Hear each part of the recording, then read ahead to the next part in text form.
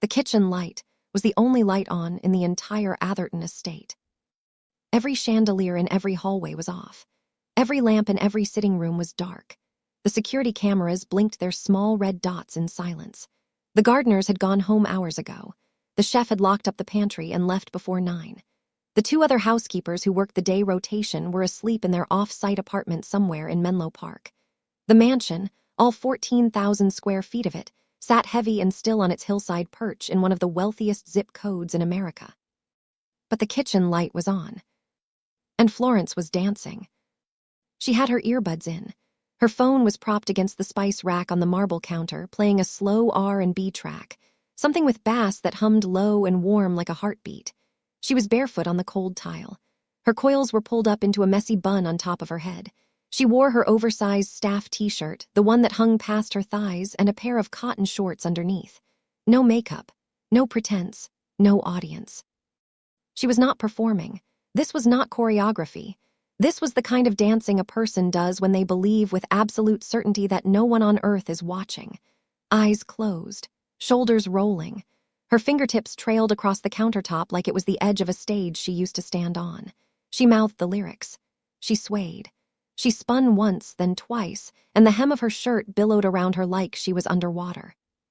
Her bare feet made soft sounds on the marble, and her body moved like the music lived somewhere deep inside her bones and was just now finding its way out.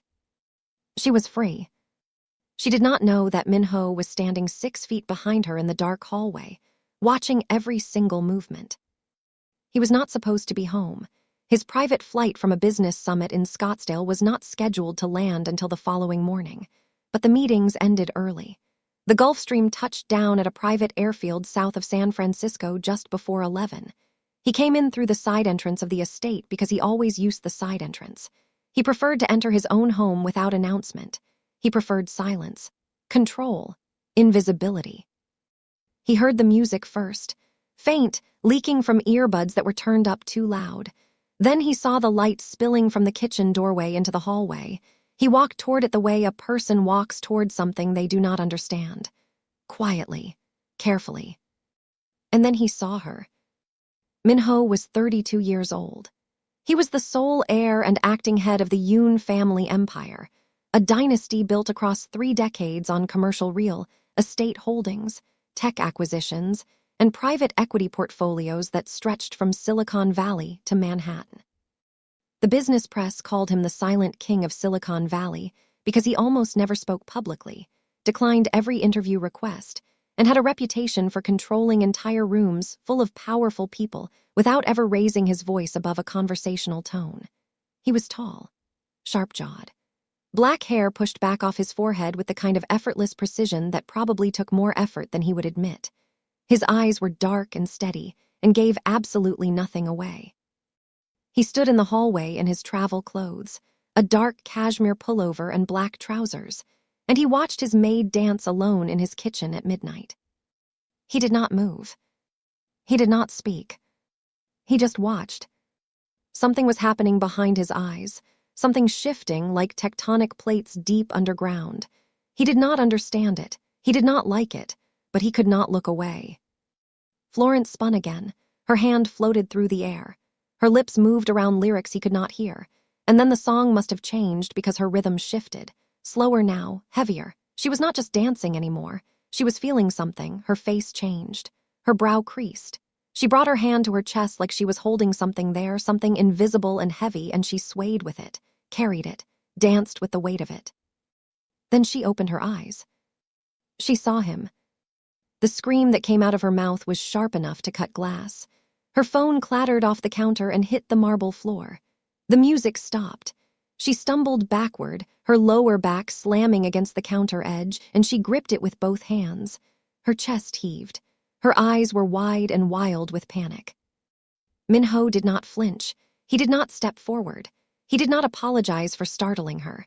He stood completely still in the doorway, and for a long, unbearable moment, neither of them spoke.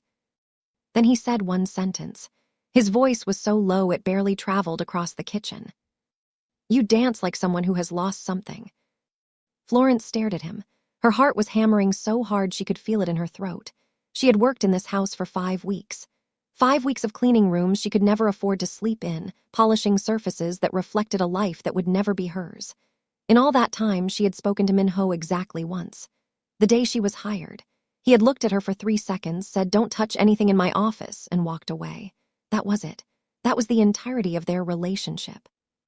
Now he was standing in the dark doorway of his own kitchen, looking at her with those unreadable eyes, and saying something that reached into her chest and grabbed hold of something she had spent months trying to bury. She did not answer. She bent down, snatched her phone off the floor, mumbled something that might have been an apology, and rushed past him out of the kitchen. As she passed, close enough to feel the warmth coming off his body, she caught a scent. Cedar and something expensive she could not name. Something that did not belong in the same sentence as her life. She practically ran down the hallway toward the staff quarters. Min-ho stood alone in the kitchen. He looked at the spot on the marble where she had been standing. He looked at the spice rack where her phone had been propped. He stood there for a long time, longer than made any kind of rational sense, and then he pulled out his phone. He called Mrs. Cho, his head of household staff, a sharp-tongued Korean woman in her late 50s who had managed the estate for 11 years and who answered her phone at any hour without complaint. "The new maid," Min-ho said. "Florence, tell me everything about her." Here was what Mrs. Cho's file said, and what Min-ho would learn within the next 12 hours. Florence Adami was 26 years old, born in Detroit, Michigan, raised by a single mother who worked double shifts at a hospital laundry service. She grew up singing in church, then in school talent shows, then in open mic nights at small venues around Detroit. By 23, she had built a growing following online. Her YouTube videos, just her and a microphone in her bedroom, had tens of thousands of views. People shared her covers and original songs with captions like, "Why is nobody talking about this girl?" and "She's going to be famous, remember this post." A mid-level record label in Los Angeles had started showing interest. Everything was moving. Everything was building. Then a man named Terrence Whitaker happened. He called himself a manager. He inserted himself into her life with promises and contracts and industry connections that turned out to be mostly fiction. Over the course of 6 months, he gained access to her savings, her demo recordings, and her trust. Then he vanished. He took $14,000. He took every master recording she had ever made. He took her contacts, her momentum, and the fragile, hard-won confidence she had spent years building. Florence was left with nothing. No money, no music, no proof that any of it had ever existed. She could not afford a lawyer. She could not afford rent. She moved to California 8 months ago because California felt far enough away from Detroit to count as starting over. She found the job listing for a live-in housekeeper at a private estate in Atherton. It came with a room, 3 meals a day, and a steady paycheck. She applied. She got hired. She told herself she was done with music. Done performing, done dreaming. But every night, when the house went dark and the world forgot she existed, Florence danced alone in the kitchen. Because her body would not let her stop. Because the music was still inside her, even if she pretended it was not. And now Min-ho knew. Now here is what I need to know from you. If you walked into a room and saw someone dancing like that, like they were carrying the entire weight of a dream they gave up, would you walk away or would you stand there and watch? Tell me in the comments and do well to like the video. Now let's continue. Florence woke up the next morning with a knot in her stomach so tight she could barely eat breakfast. She sat on the edge of her small bed in the staff quarters, a clean but modest room at the far end of the estate's east wing, and replayed the moment over and over. Him standing in the dark. Those eyes that gave nothing away. That sentence. You dance like someone who has lost something. She covered her face with her hands and groaned into her palms. She was going to be fired. She was certain of it. Dancing barefoot in the boss's kitchen in the middle of the night like some kind of unhinged person. Using his Bluetooth-connected speaker system. In her pajamas. She was absolutely going to be fired. She got dressed. She put on her uniform. She reported to Mrs. Cho at 7 sharp, bracing herself for the worst. Mrs. Cho looked up from her tablet, said West Wing and Library today, and looked back down. That was it. No reprimand, No sideways look. No Mr. Yoon would like to speak with you. Nothing. The day unfolded like every other day. Florence cleaned the West Wing bedrooms, all 5 of them, none of which had been slept in because Min-ho lived alone and apparently used approximately 10% of his own house. She dusted the library shelves. She vacuumed the second-floor hallway. She avoided the kitchen like it was a crime scene. She did not see Min-ho once. But Min-ho saw her. He was in his home office on the 2nd floor, a room with dark wood paneling and 3 monitors on his desk, on a conference call with a group of investors in Manhattan. They were discussing the acquisition of a commercial real estate portfolio that included properties in Palo Alto and Bellevue, Washington. It was worth north of $200 million. It required Min-ho's full attention. Min-ho was not giving it his full attention. His chief financial officer, a sharp Korean-American man named James, was on the call from his own office in San Francisco. James had worked with Min-ho for 6 years. He knew Min-ho's rhythms the way a musician knows time signatures, and he could tell even through a screen that something was off. Min-ho's responses were a half-beat slower than usual. His eyes drifted. He ended the call 10 minutes early, which in 6 years of working together had never happened. Not once. After the call, Min-ho sat at his desk and opened his laptop browser. He typed Florence Adami into the search bar. He found her old YouTube channel, 14 videos. The most recent one was 9 months old. He found her Instagram, inactive since the same time. He found a small article from a Detroit arts blog that had featured her in a local artists to watch column 2 years ago. Then he pressed play on one of her YouTube videos. It was filmed in what looked like a bedroom. Cheap curtains in the background, a ring light that cast slightly uneven light across her face. She sat on a stool with a microphone on a simple stand in front of her. She wore a plain white t-shirt. No production, no effects, just her. She sang.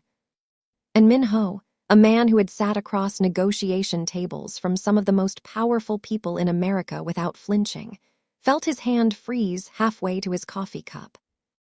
Her voice was extraordinary, not just good, not just technically skilled. It had a texture to it, a rawness, a depth that made the air in the room feel different. She sang a neo-soul ballad, something about leaving home and trying to find a version of yourself that the world had not touched yet. Her eyes closed as she sang. Her body swayed slightly. It was the same thing he had seen in the kitchen. The music was inside her. It was part of her biology. He watched 3 more videos, then 4 more, then all 14. He read the comments, hundreds of them. Where did you go? Please come back. I've been checking this channel every week for months. Are you okay? This girl has the most slept-on voice on the entire internet. Someone sign her before I lose my mind. Then the videos stopped, 9 months ago, like someone had reached into her life and pulled the plug. Min-ho closed the laptop. He sat very still in his chair for a long time. That evening, Florence was setting the formal dining table. Min-ho always ate in his office. Always. In 5 weeks, she had never once set the dining table for actual use. But Mrs. Cho had told her to set it tonight, so she set it. She was placing the last piece of silverware when Min-ho walked in. He sat down, at the dining table, alone, like it was something he did every night, even though they both knew it was not. Florence served the meal. Her hands were steady, but her pulse was not. She set the plate down carefully. She poured water into his glass. She did everything exactly as she had been trained to do. Professional, invisible, background. She turned to leave. You stopped singing 9 months ago. Florence froze mid-step. Her back was to him. Why? It was not a question the way most people ask questions. There was no upward inflection, no curiosity in his tone. He said it like a fact that was missing its other half, like an equation with a blank space where the answer should be. Florence stood very still. She could feel his eyes on her back. She did not turn around. That's none of your business, Mr. Yoon. She walked out of the dining room. Her heart was slamming against her ribs so hard she was surprised he could not hear it.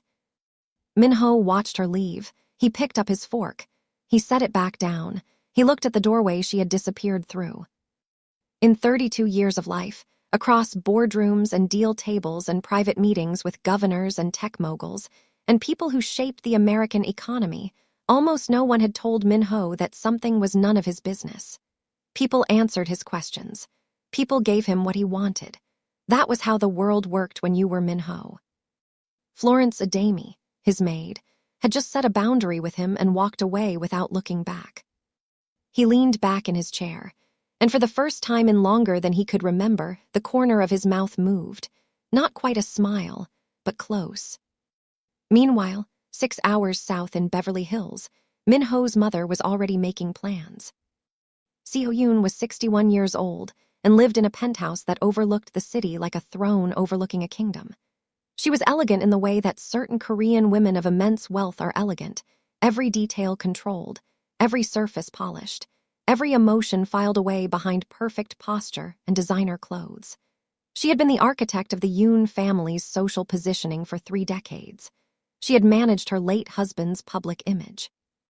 She had cultivated relationships with every powerful Korean family on the West Coast, and she had exactly one remaining project that she considered unfinished: her son's marriage. Min-ho was 32, unmarried, unattached as far as she knew. She had been arranging introductions for 2 years, daughters of shipping magnates, granddaughters of soul-banking families who had relocated to the States, women with degrees from Stanford and Wharton who came from bloodlines that would strengthen the Yoon name. Min-ho had declined every single one. Seo-yoon was patient, but patience, like everything else in her life, had a limit. Over the next week, something subtle shifted inside the Atherton estate. It was not dramatic, it was not obvious, but Florence felt it the way you feel a change in air pressure before a storm. Min-ho started appearing. Not in meetings, not on phone calls behind closed doors. He started appearing in the physical spaces of the house in ways he never had before. She would be polishing the glass railing on the second-floor landing, and he would walk past slowly, heading nowhere in particular. She would be restocking the linen closet near the garden terrace, and he would be standing outside on the terrace, looking at his phone but not really looking at his phone. She would be wiping down the kitchen island, and he would walk in to get water, pour it slowly, and leave without saying a word. He never spoke to her during these appearances. He did not need to. His presence was the message. He was orbiting her, quietly, deliberately, like a planet adjusting its trajectory and pretending it had always been on this path. Florence noticed. Of course she noticed. She noticed the way he moved, unhurried and precise, like every step he took was calculated. She noticed that he smelled like cedar every single time he passed. She noticed that his hands were always still, never fidgeting, never restless. She noticed things she had no business noticing about a man who signed her paychecks. It made her nervous. It confused her. It made her feel seen in a way she had not felt in a very long time, and that terrified her more than anything. Then came the dinner. Min-ho hosted a private gathering at the estate for a group of tech investors and venture capitalists. It was not a party. It was a high-stakes business dinner designed to finalize terms on the acquisition of a major commercial real estate portfolio across Palo Alto and Bellevue. The guests were powerful men and women in dark suits and designer dresses. They drank expensive wine. They laughed the way wealthy people laugh, controlled, performative, aware of who was listening. Florence was part of the serving staff that evening, along with 2 other temporary workers Mrs. Cho had brought in for the event. She wore her black service uniform. Her hair was pulled back neatly. She moved through the room the way she had been trained, invisible, efficient, present but unseen. She was clearing a set of appetizer plates from a side table when a hand closed around her forearm. She looked down, then up. The hand belonged to a man named Craig Whitfield, American, mid-50s, red-faced from wine. He was a real estate investor from Scottsdale who had been trying to get a seat at Min-ho's table for over a year.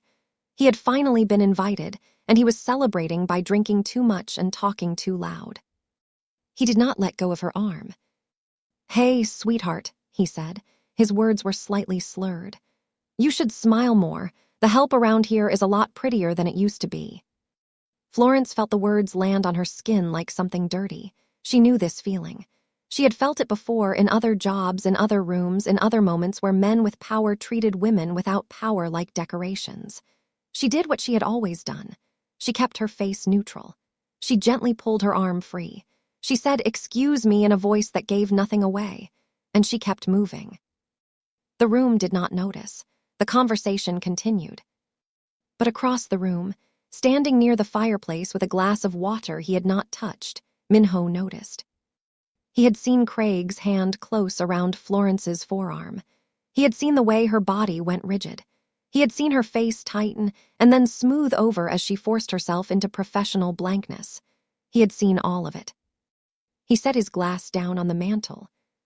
He excused himself from a conversation mid-sentence. The two people he had been speaking with looked confused. Minho never left conversations mid-sentence. Minho never left anything mid-anything. He walked across the room. The crowd parted without realizing they were parting.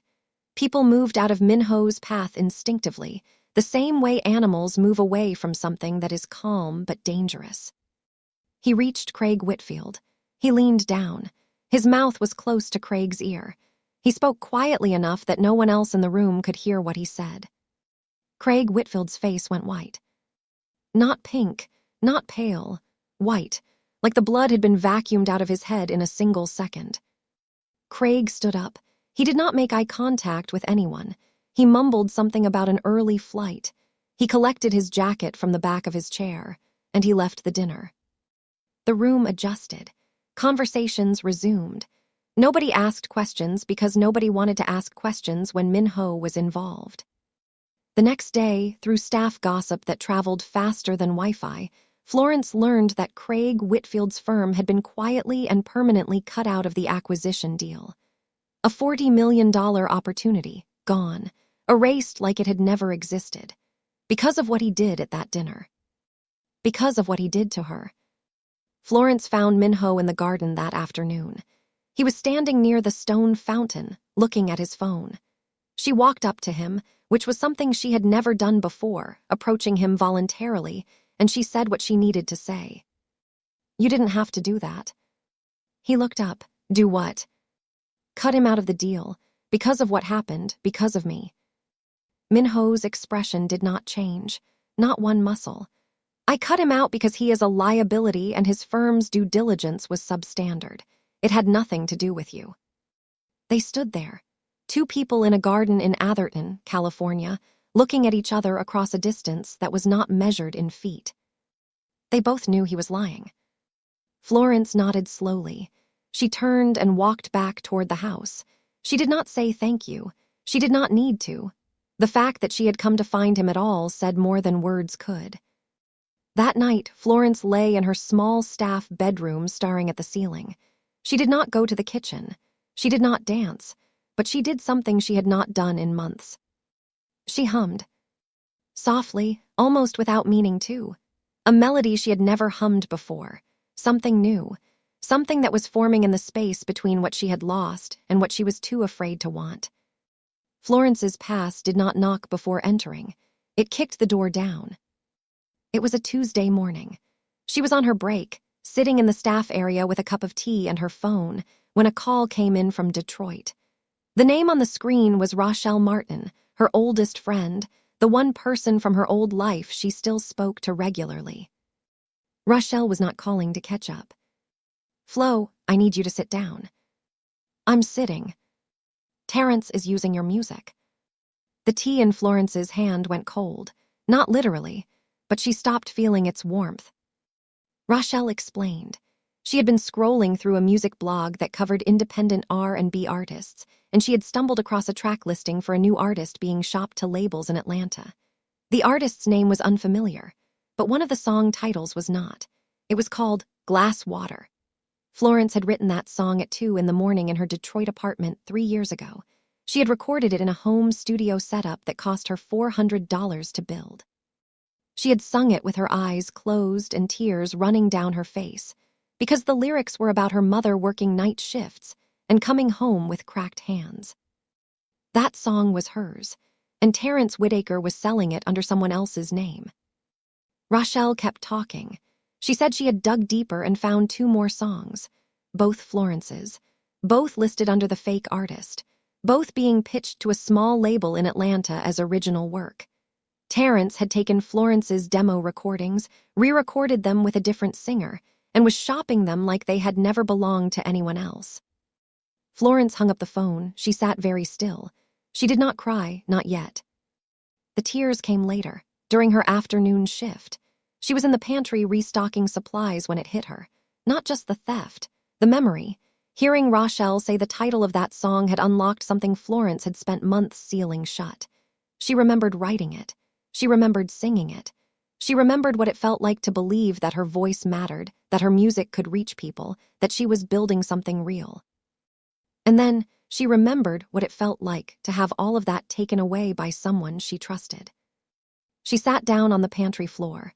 She pulled her knees to her chest, and she cried, silently, no sound, just tears running down her face and her shoulders shaking and her teeth clenched so tight her jaw ached. She cried the way people cry when they have practiced being invisible for so long that even their grief knows how to be quiet. The pantry door opened. Minho stood in the doorway. He had been looking for a specific tea that Mrs. Cho kept on the upper shelf. He had not expected to find his maid sitting on the floor with tears streaming down her face. He did not ask what was wrong. He did not say, "Are you okay?" which is a question people ask when they do not actually want to hear the answer. He stepped into the pantry. He closed the door behind him, and he sat down on the floor across from her, his back against the opposite shelf. His legs stretched out in front of him. His suit probably cost more than everything Florence owned combined, and he sat on a pantry floor in it without hesitation. He did not speak, he did not reach for her, he just sat there, present, silent like an anchor. Florence cried until she could not cry anymore. It took a while. When she finally looked up, her eyes swollen and red, her face streaked and raw, he was still there, still sitting, still watching her with those steady, unreadable eyes. "Whatever it is," he said quietly, "you do not have to carry it alone, not in this house." Something about the way he said it, not as a command, not as a platitude, but as a simple statement of fact, broke something loose in Florence. She told him, all of it, Terrence, the money, the stolen Demos, the forged contracts, how she had come to California to start over and had ended up hiding instead, how she cleaned his bathrooms and made his bed and polished his floors every day. And every day, she felt the distance between who she was and who she used to be getting wider. Minho listened without interrupting. His face did not change. His body did not move.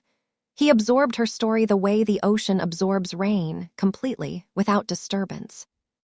When she finished, he asked one question. "Do you want your music back?" Florence almost laughed. It came out as a broken sound. "It doesn't matter what I want. I can't afford a lawyer. I can't afford anything. I clean houses for a living." Minho stood up. He brushed off his suit with two precise movements. He looked down at her, still on the pantry floor, and his eyes held something she had not seen in them before. Not pity, something harder than pity, something that looked almost like resolve. "I didn't ask what you could afford," he said. "I asked what you want." He left the pantry. The door clicked shut behind him. Florence sat on the floor for another 10 minutes, staring at the space where he had been sitting. The shelf behind him still had the faint impression of where his shoulders had pressed against it. She whispered to nobody, "I want it back." That evening, Mrs. Cho made a phone call to Beverly Hills. She spoke to Seo Yoon for 11 minutes. She reported what she had observed over the past 2 weeks. The way Minho lingered in rooms when Florence was present. The way he had sat on the pantry floor. The way the air in the house had changed.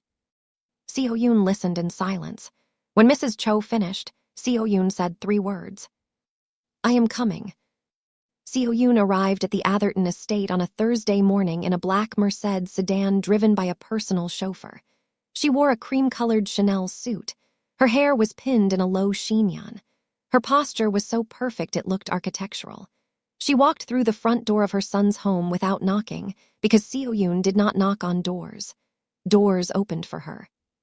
Florence was vacuuming the second-floor hallway when Mrs. Cho appeared and told her that Minho's mother was downstairs, and wanted to meet all current household staff. Florence had never met Seo-yoon. She had heard about her, the way staff always hears about the people who pay the bills. She knew Seo-yoon was powerful.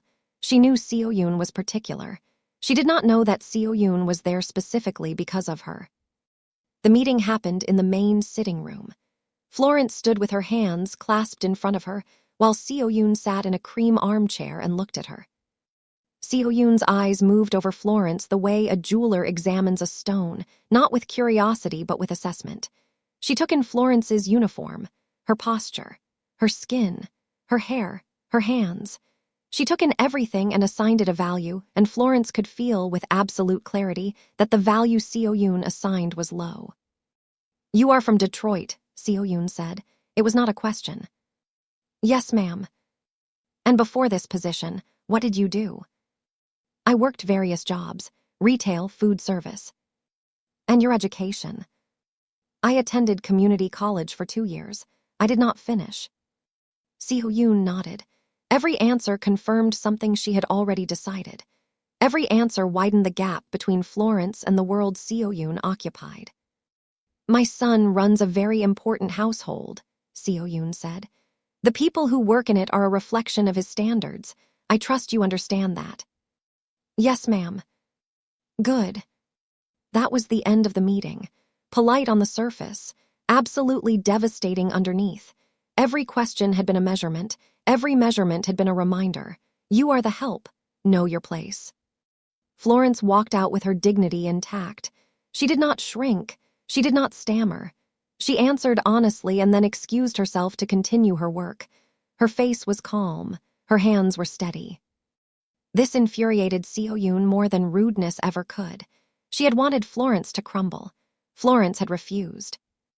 That evening, behind the closed door of Minho's office, mother and son had a conversation that was quiet on the surface and violent underneath. Seo-yoon told Minho that she had arranged a formal introduction with Yoona Beek, the daughter of a Korean shipping magnate whose family was based in San Francisco. The Beek family was worth billions. A union between the Yoons and the Beeks would create one of the most powerful Korean business dynasties in America. "This is not a suggestion, Minho," Seo-yoon said. "This is the next step for our family. Yoona is accomplished. She is appropriate. She is your future." Minho sat behind his desk. His face gave nothing away. "I will meet her." He did not refuse. He did not argue. He did not mention Florence. He gave his mother nothing to fight against because Minho understood something most people did not. The best way to deal with a force like Seo-yoon was not to push back. It was to give her so little resistance that she had nothing to grip. Seo-yoon left the estate that evening feeling victorious. She should not have. Because the next morning, without telling Florence, without telling anyone except James, Minho made a phone call to one of the most respected entertainment lawyers in Los Angeles. Her name was Priscilla Navarro. She operated out of a boutique firm in Century City and had a reputation for dismantling fraud cases with surgical precision. Minho told Priscilla everything: the stolen Demos, Terrence Whitaker, the forged contracts. Priscilla listened, asked 3 clarifying questions, and said she would have a preliminary assessment within 72 hours. Within 48 hours, Priscilla called back. What she found changed everything. Terrence Whitaker had never gotten Florence to sign a rights transfer agreement. He had forged her signature on ownership documents. The forgery was sloppy. A forensic document examiner could verify it in a day, which meant that Florence legally owned every single master recording, every song, every note. Terrence had not just stolen from her, he had committed federal fraud. Minho received this information while sitting in his office. He read Priscilla's preliminary report twice. Then he set it down on his desk and looked out the window at the garden where Florence had confronted him about Craig Whitfield. He did not smile, but something settled behind his eyes, something that looked like the beginning of a plan. 3 days later, Yoona Beek came to the estate for dinner. She arrived in a white Porsche Cayenne. She was 29, tall, immaculately styled, with straight black hair that fell past her shoulders and a face that belonged on the cover of a magazine. She wore a fitted black dress and heels that clicked on the marble foyer like a metronome. She was confident. She was polished. She was exactly the kind of woman Seo Yoon had designed for her son. Florence served them dinner. She set plates in front of them. She poured wine. She moved around the dining table like a ghost, present but invisible, doing her job with the mechanical precision of someone who has learned to function while something inside them is breaking. She watched Yoona touch Minho's arm during conversation. She watched Yoona lean toward him and laugh at something he said. She watched Minho not pull away. Something cracked inside Florence's chest. Not loudly, quietly. The way a bone cracks under sustained pressure, not from a single blow but from the weight of something that has been pressing down for too long. She finished serving. She walked back to the kitchen. She stood at the island. The same island she danced around at midnight. The same marble she had pressed her bare feet against. The same room where Minho had said you dance like someone who has lost something. She stood there in silence.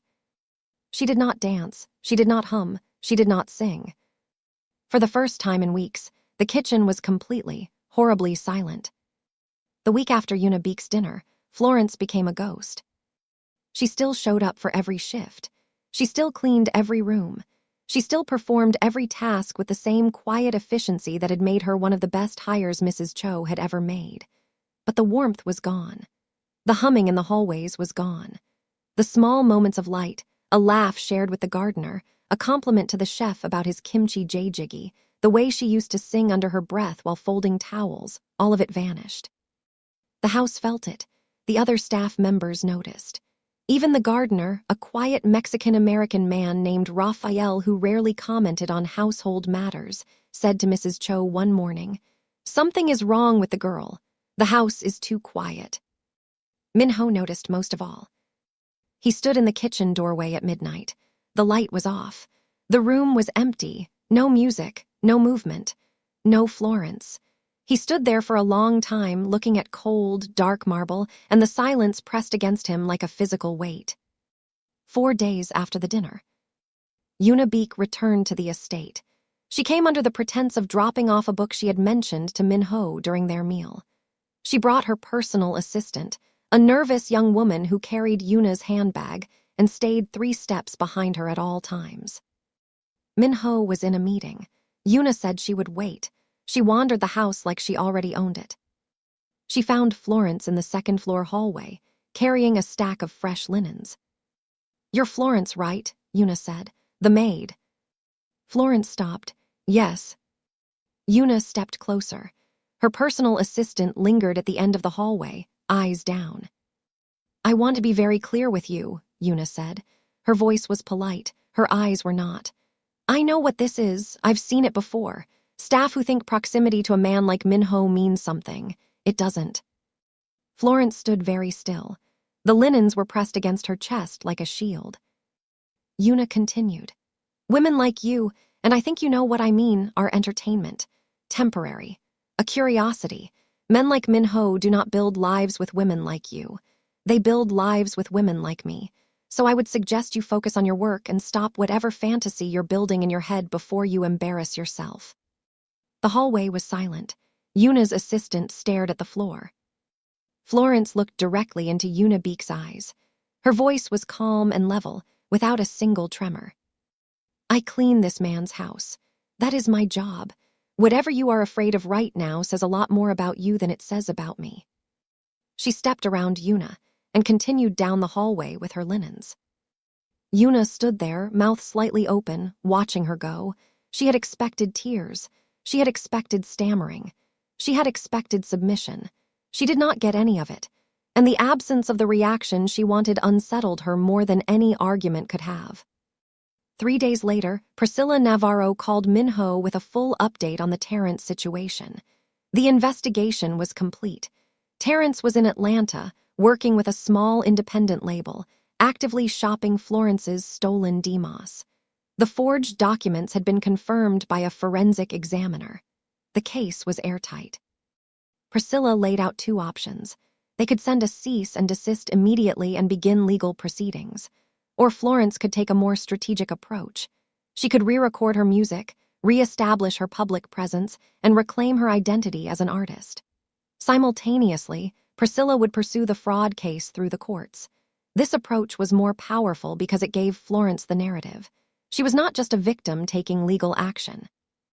She was an artist rising from the ashes, while the person who wronged her faced justice. Minho chose to let Florence make the decision. He found her in the East Wing hallway during her evening shift and told her everything. The investigation, the forged signatures, the legal options. He laid it all out with the same precision he used in boardrooms. Florence listened. When he finished, she shook her head. I can't go back to that. I can't go back to singing and putting myself out there. I'm not strong enough. Something moved across Minho's face. Not anger, something deeper. Frustration born from caring about someone who could not see what he saw. You are the strongest person in this house, he said. You just don't know it because nobody has told you in a long time. The hallway was silent. The warm light from the wall sconces cast soft shadows across both their faces. They stood close enough that Florence could smell cedar. Why do you care? She whispered. Why do you care about any of this? Minho's jaw tightened. The question sat between them like a live wire. He did not answer. He turned and walked away, his footsteps precise and measured on the hardwood floor, disappearing around the corner. Florence stood alone in the hallway, heart pounding, holding the weight of something she could not name. The next morning, Mrs. Cho found Florence in the staff kitchen during breakfast and delivered the news casually, the way someone drops a bomb while pouring coffee. Mr. Yoon's mother has announced his engagement to Miss Unibeek. It's being reported in Korean business media today. Florence set down her coffee mug. She said nothing. Her face did not change. She finished her breakfast, cleared her dishes, and went to begin her shift. That night, she packed a bag. She wrote a resignation letter on a piece of notebook paper and left it on Mrs. Cho's desk. She set her staff key card on top of it. She planned to be gone before sunrise. The morning air in Atherton was cold and damp with fog as Florence walked down the long graveled driveway of the estate. It was barely 5 a.m. The sky was gray-purple, not yet committed to daylight. Her bag was slung over one shoulder. She wore jeans, sneakers, and a hoodie she had owned since Detroit. She did not look back at the house. She had made it about halfway down the driveway when a black sedan appeared at the gate, turned in, and rolled slowly toward her.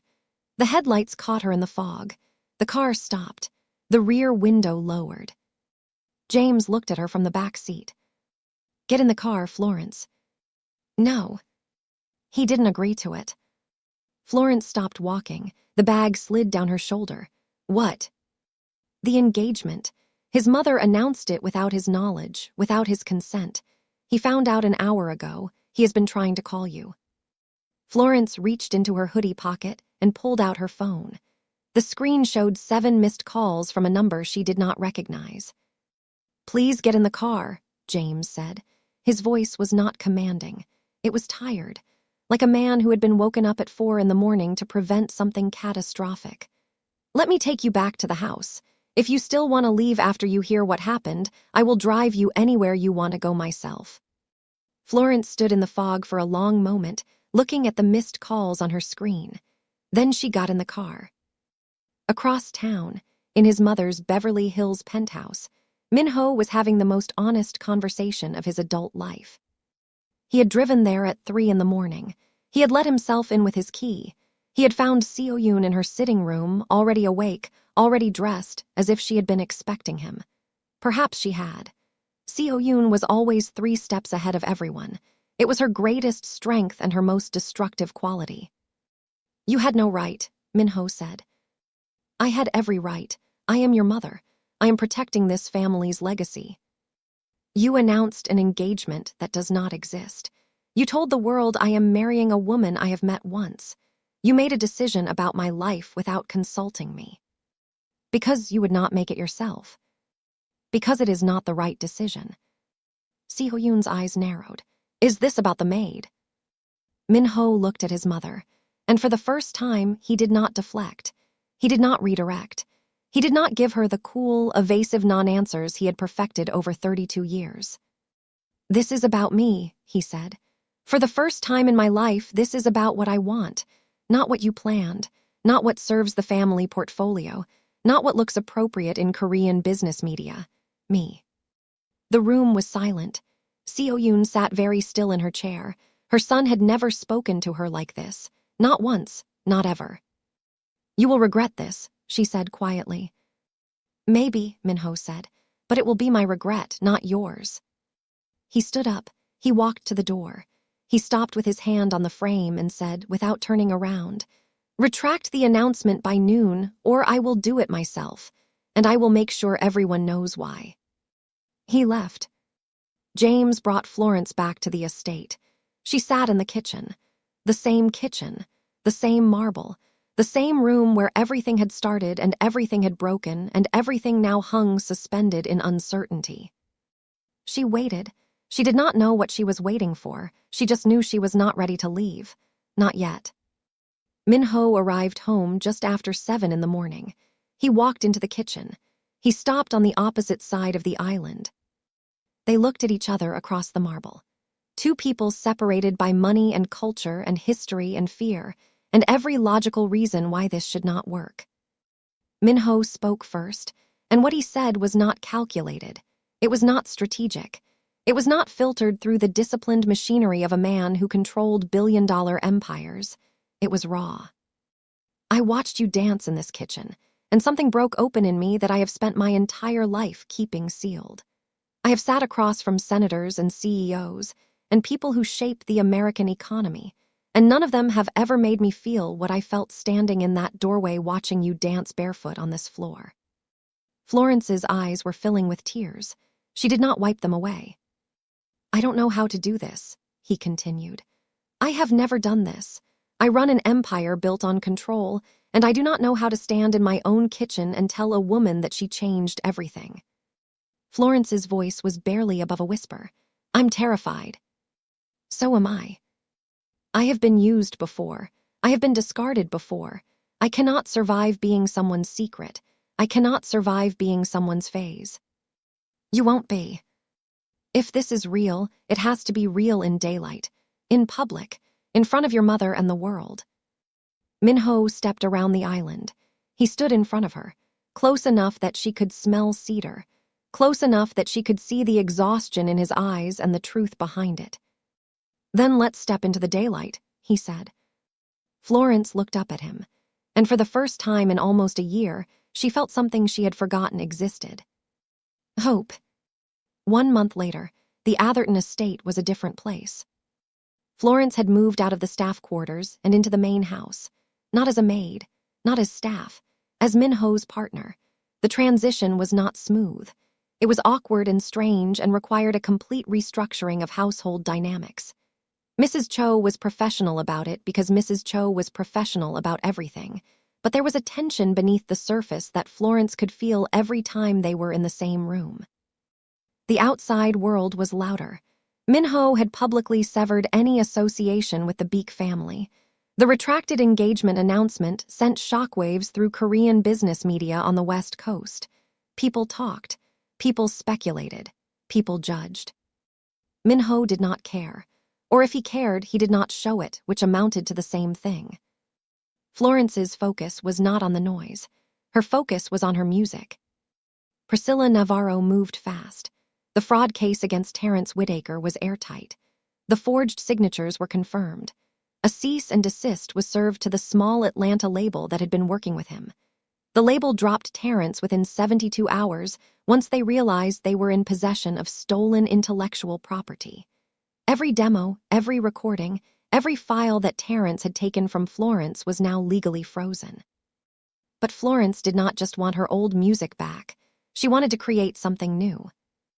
Minho converted one of the estate's unused rooms on the ground floor, a room that had previously served no purpose beyond storing furniture nobody sat in, into a full professional recording studio. He brought in acoustic engineers from San Francisco.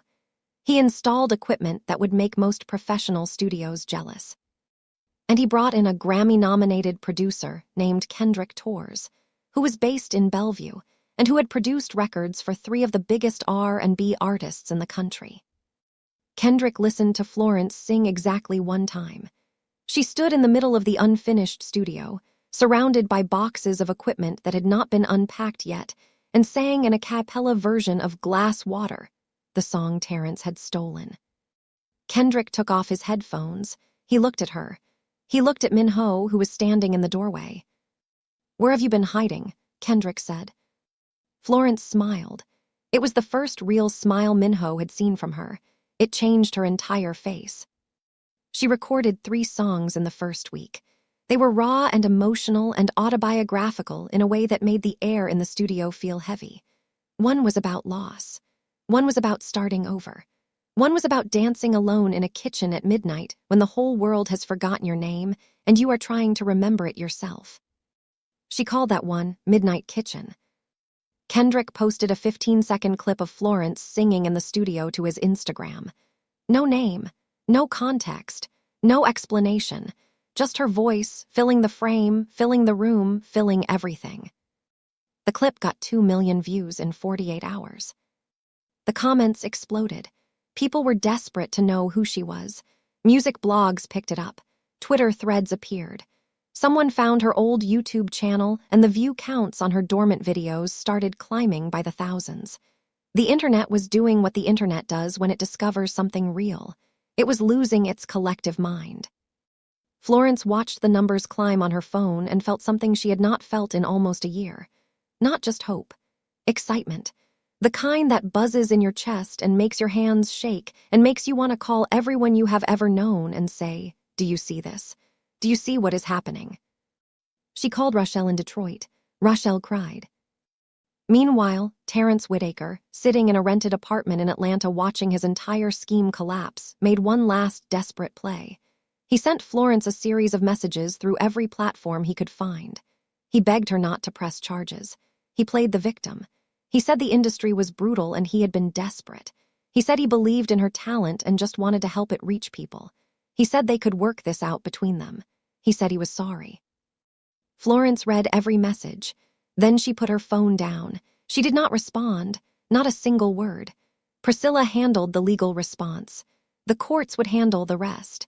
Florence refused to give Terrence Whitaker one more second of her energy, her attention, or her voice. He did not deserve it. Then the storm came from the direction Florence had not expected, or maybe she had expected it, somewhere deep down, but had hoped it would not come. Seo-yoon. Min-ho's mother, who had been silent for weeks, made her move with the precision of a surgeon. A story appeared in a Korean-American media outlet. It described Florence as a former domestic worker who targeted one of Silicon Valley's most prominent heirs. It painted her as a gold digger who had manipulated her way from the staff quarters into the main house.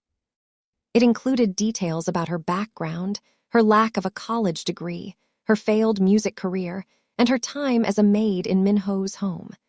Details that could only have come from someone inside the household. Min-ho read the story on his phone. His face did not change, but his hand tightened around the device until his knuckles went white. He made 2 phone calls. The first was to a media response team that handled crisis communications for his company. The second was to Mrs. Cho. Mrs. Cho answered on the 3rd ring. Min-ho asked one question. Mrs. Cho, to her credit, did not lie. She admitted she had been providing information to Seo-yoon for weeks. She said she had done it out of loyalty to the family. She said she believed she was protecting Min-ho. Min-ho listened. When she finished, he said, "You are no longer welcome in my home. Your final paycheck will be deposited by Friday." He hung up. Mrs. Cho packed her desk within the hour. Florence learned about the article from Kendrick, who had seen it shared on Twitter. She sat in the studio and read it on her phone. Every word, every lie dressed up as concern, every detail that had been weaponized to make her look small. She did not cry. She did not rage. She did not call a publicist. She did not issue a statement. She went on Instagram Live. It was her first public appearance in almost a year. No makeup, no ring light, no production. Just Florence sitting in the studio Min-ho had built for her with a microphone in front of her. She did not address the article. She did not mention Seo-yoon. She did not defend herself. She did not explain. She sang. She sang Midnight Kitchen, all 4 minutes and 37 seconds of it. Her voice filled the live stream. It poured through phone speakers and laptop speakers and Bluetooth headphones across the country. 500,000 people watched in real time. The comments moved so fast they were unreadable. When she finished, she looked directly into the camera. Her eyes were clear. Her voice was steady. "I'm back." She ended the stream. The clip was everywhere within an hour. Every music blog, every entertainment page, every corner of the internet that cared about talent and authenticity and the kind of voice that makes you stop whatever you are doing and listen. The Korean-American media outlet quietly took down the hit piece by the end of the day. Nobody asked them to. They did it because the narrative had shifted so completely and so fast that continuing to host the article would have made them look foolish. Seo Yoon, watching from her Beverly Hills penthouse, saw the live stream. She saw 500,000 people fall in love with a woman she had tried to erase. She saw the comments. She saw the tears. She saw what 500,000 strangers saw. She saw a star. 3 months later, Florence stood backstage at a luxury resort in Scottsdale, Arizona, and tried to stop her hands from shaking. She was wearing a simple black dress. Her coils were out and full and framing her face like a crown. Her makeup was minimal. She wore small gold earrings that Minho had given her the week before, not diamonds, not anything ostentatious, just simple gold hoops that caught the light. She looked like herself. That was the whole point. Minho had told her this was a small private event, a networking gathering for some of his business associates. He said a few people had expressed interest in hearing her sing, and would she consider performing 3 or 4 songs? She said yes because she trusted him, and because she had learned over the past 3 months that Minho did not ask for things unless they mattered. She did not know what he had actually done. She walked through the backstage curtain and into the venue, and she stopped breathing. The room held 200 people, not business associates, not casual networkers, music industry executives, A&R representatives from 3 major labels, cultural tastemakers and music journalists she recognized from her years of reading industry blogs and dreaming about a life that had seemed permanently out of reach. Kendrick Torres was there. Priscilla Navarro was there.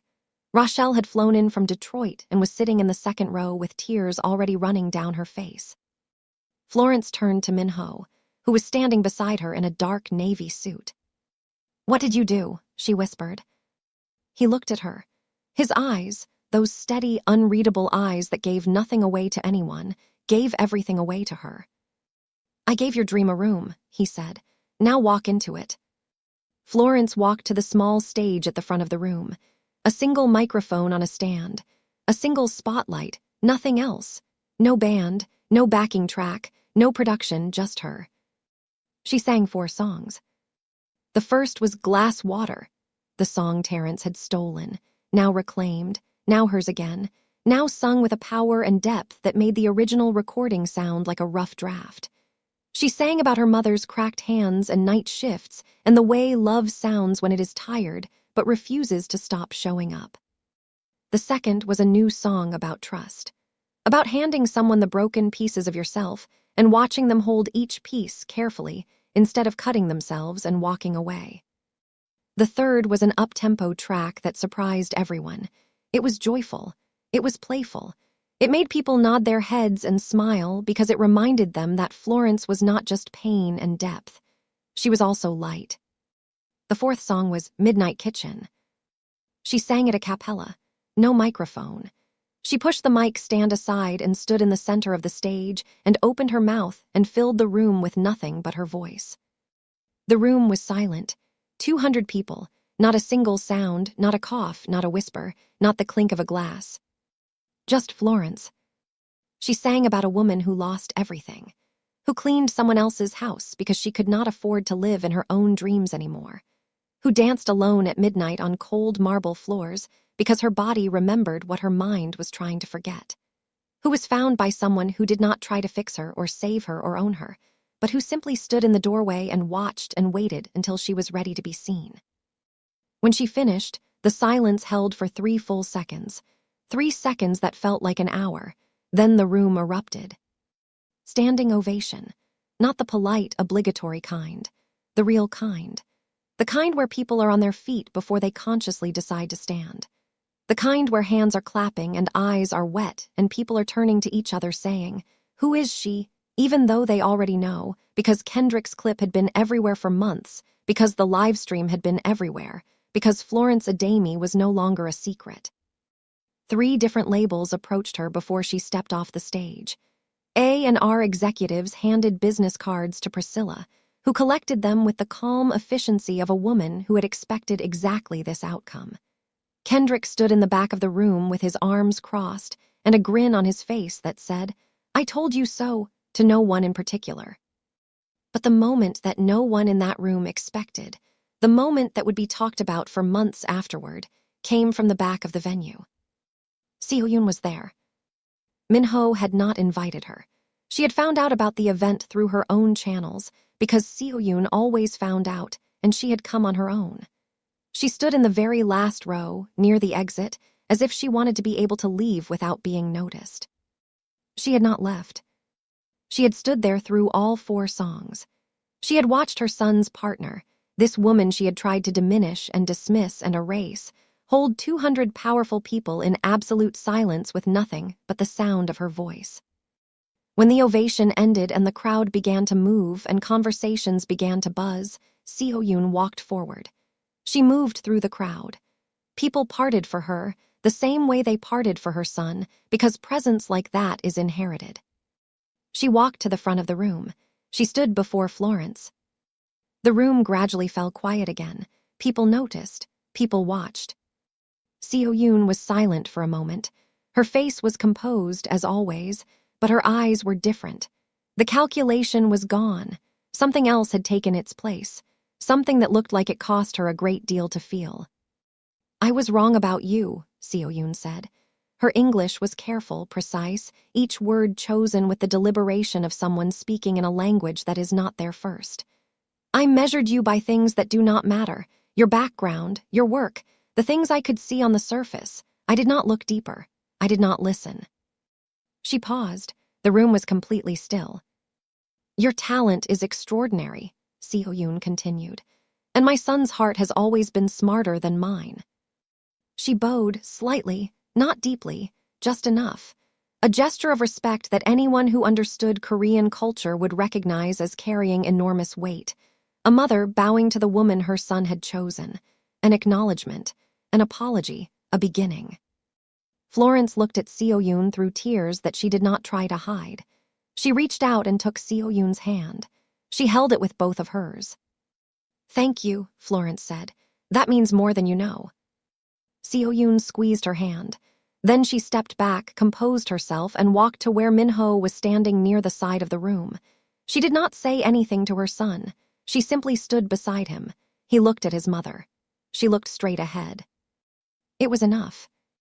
In the weeks that followed, the remaining pieces fell into place like the final notes of a song. Terrence Whitaker pleaded guilty to fraud and forgery charges in a federal court in Michigan. He was ordered to pay full restitution. He was barred from working in the music industry. Every master recording he had stolen was formally and legally restored to Florence Adami's name. Every song, every note, every breath she had poured into a microphone in her Detroit bedroom. Hers. Florence signed with a major label within 2 months of the Scottsdale showcase. The deal was structured exactly the way Priscilla recommended. Florence retained ownership of her masters. She would never again be in a position where someone could take her music from her. That was non-negotiable. The label agreed because they wanted her badly enough to agree to anything. Her debut album was titled Midnight Kitchen. It debuted at number 4 on the Billboard 200. The lead single, a re-recorded and reimagined version of Glass Water, was streamed 80 million times in its first month. Music critics called her voice a revelation and the most emotionally authentic debut in a decade. She performed on 2 late-night shows within the first 6 weeks. Both performances went viral. Both times, she wore simple clothes and sang with her eyes closed and her body swaying, exactly the way she had always sung. exactly the way she had danced alone in a kitchen when she believed no one was watching. Minho watched both performances from the green room backstage. He did not go on camera. He did not make himself part of the narrative. He stood in the background, arms crossed, watching her do what she was born to do, and he let her shine without casting his shadow across it. That was his gift to her, not the studio, not the lawyer, not the showcase. His gift was stepping back, making space, letting her rise on her own voice under her own name by her own power. On the night the album hit number 4 on the Billboard 200, they were home. The Atherton estate. It was late. The house was quiet. Every light was off. Except the kitchen. Florence stood barefoot on the cold marble tile. Her phone was propped against the spice rack. A slow R&B track was playing. She wore an oversized t-shirt and cotton shorts. Her coils were loose and wild. Her eyes were closed. She was dancing. Not performing, not rehearsing, not creating content for a camera, just dancing. The way she used to before anyone knew her name. The way she danced when she believed the world had forgotten she existed and the only thing left was the music inside her body. She spun, she swayed. Her fingertips trailed across the marble countertop. She was free. Minho stood in the doorway. He leaned against the frame, arms crossed.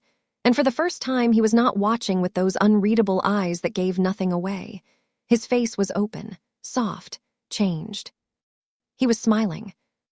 Not a business smile, not the controlled, strategic expression he wore in boardrooms and deal meetings. A real smile. The kind that starts somewhere deep and works its way to the surface because it cannot be contained. Florence opened her eyes. She saw him. She did not scream. She did not stumble. She did not grab her phone and run. She smiled back. She extended her hand. Minho looked at it. He looked at her.